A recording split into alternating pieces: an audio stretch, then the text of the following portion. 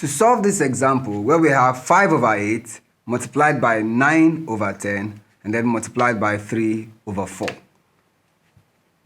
This is how we do it.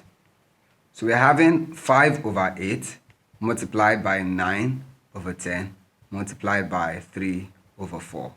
You want to do this straight. So we'll multiply all the numerators together. That is, we have 5 multiplied by 9 multiplied by 3. And then we do the same for the denominators, where we would have 8 multiplied by 10 multiplied by 4. Now, for the numerator, 5 multiplied by 9 will give us 45. And then 45 multiplied by 3 would give us 135 over. Now, 8 multiplied by 10 will give us 80.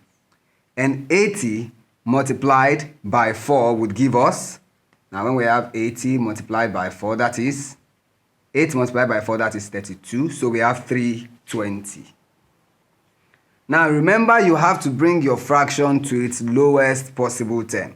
And here I can see they have a common factor of 5. So let's divide through by 5. So this divided by 5 and the denominator also divided by 5. Now 135 divided by 5. Do it stepwisely so you don't make an error. 5 in 13, that is 2, remainder 3. So now 5 in 35, that is 7.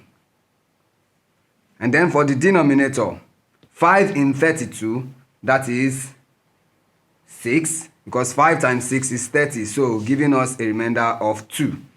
And then 5 in 20 is 4. So we have 27 divided by 64. And if you look through, you see there are no common factors in this case. So this is the fraction in its lowest term.